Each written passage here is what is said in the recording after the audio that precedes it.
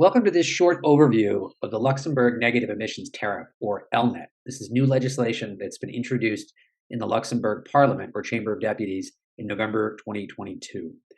This policy that's proposed in the legislation borrows on some key design elements of the renewable energy feed-in tariff policy, which was implemented in multiple different EU member states, most consequentially in Germany, but several others, as well as other nations around the world, to drive investment in adoption in renewable energy technologies such as solar and wind and lower their cost. What the LNET aims to do is to borrow and modify some of those design features and apply them to the emerging field of carbon dioxide removal. So the LNET is a carbon dioxide removal demand support scheme that is in many ways modeled after the renewable energy feed-in tariff. The key objectives of the policy are to catalyze CDR innovation and to get projects going through targeted public support, and doing this in the interest of not only proving the viability and efficacy of those technologies and developing systems by which governments such as Luxembourg's can measure and put in place effective systems for monitoring and verifying that carbon dioxide removal has happened, but in the longer term, reducing the cost of these technologies, which is what the feed-in tariff did so well for renewable energy, is it helped more than any other policy in the world drive down the cost of technologies such as solar and wind.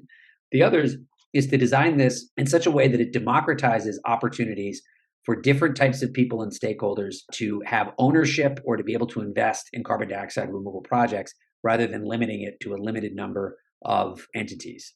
It's very simple in its basic design. It's a direct payment scheme like the feed-in tariff, but rather than electricity that's being put on the grid is what's being rewarded, it's carbon dioxide that's being taken out of the atmosphere as measured in metric tons.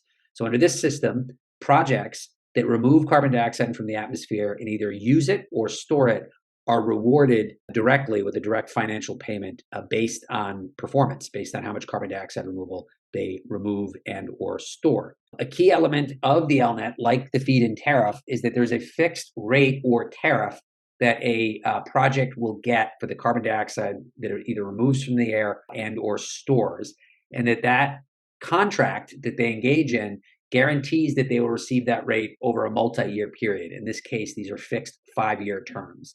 This is a critical design that creates enough investor and project certainty that it can, again, attract investment, but it can also attract or guarantee finance. The types of projects and activities that are supported under the proposed LNET policy fall into two categories that can be stacked or connected to each other. One are carbon removal activities. These are activities that, as it sounds, take carbon out of the air, as well as durable storage. So taking the carbon dioxide and then putting it somewhere where it will be stored and removed from the atmosphere for a long period of time in a way that is measurable. Now, the two different buckets here that we're describing are not equal in some sense. The qualifying bucket or layer is carbon removal. So carbon dioxide, in order to be eligible for payment, you have to be taking carbon out of the air. This is not a program that's meant to support carbon capture or emissions avoidance. It's the removal of carbon. And that is a qualifying factor to be eligible for this program. And that can include a series of climate beneficial utilizations, so the making of fuel with carbon from the air, applications in agriculture, such as greenhouses or vertical farming, other food and beverage applications, as well as applications that involve carbon integration in the built environment. The second part of the tariff is durable storage. So this is getting paid for taking that carbon and putting it somewhere, as I mentioned before, where it's going to reliably stay out of the air for long periods of time, a minimum of 1,000 years permanence in geological formations or in materials such as concrete. Now, the way this works is that a project would get rewarded a certain amount of money for that removal function, but if they also add storage on top of it, they get additional funds. So it's sort of a compound stacked incentive or form of payment that you get depending on what your project is doing. So projects that only take carbon out of the air and then turn it into fuel or put it into a greenhouse where it ultimately goes back up into the air will get paid less than projects that do that, as well as store the carbon in a more durable long-term 1,000-year time frame. The projects that are also eligible, it's a maximum project of 10,000 metric tons of carbon per year. That's the largest project, and a minimum of 100 metric tons of carbon per year.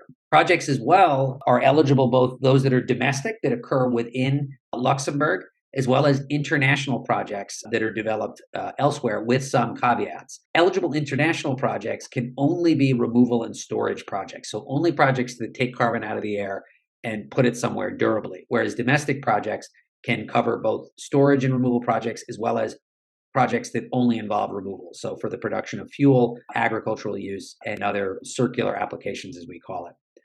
And so what types of carbon dioxide removal technologies are eligible? There's a range of them that exist that could fall under the CDR spectrum, from nature-based pathways all the way to more engineered or high-tech pathways. This policy favors those solutions which have what we call the carbon chain of custody. So solutions that allow us in real time to measure that carbon has been taken out of the air, that it's going somewhere, and that it's either being stored or used. So that, again, these are technologies that can be essentially metered at the removal point. We can track when they're transported from one place to another, and then we can also, in real time, very precisely measure that they've been stored or they've been injected in some material where they're going to be durably stored for multiple centuries. And this favors technologies such as direct air capture, bioenergy, carbon removal and storage, bio-oil injection, and various mineralization technologies. It does not select for more nature-based solutions such as biochar, organic soil, afforestation, reforestation, which cannot be tracked in such a way using a carbon chain of custody model. Other eligibility factors is that there has to be some domestic ownership stake within Luxembourg, even if it's an international project. So a minimum 50% ownership stake in domestic or international projects is required in order to be eligible for the LNET program. Certain types of applications have been directly excluded. So, for instance, no projects that involve enhanced oil recovery or any other application that leads to further extraction of fossil fuels. Those are not eligible projects under this program.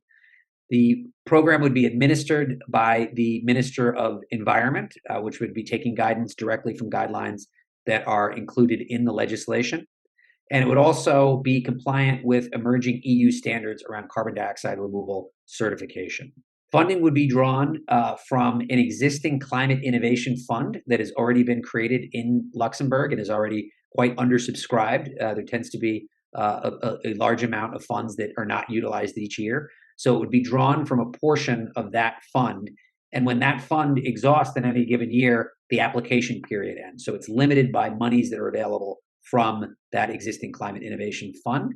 And that is the basics of what the Luxembourg negative emissions tariff program consists of. Hopefully that was helpful, and we invite any comments in this forum about any details. Thank you.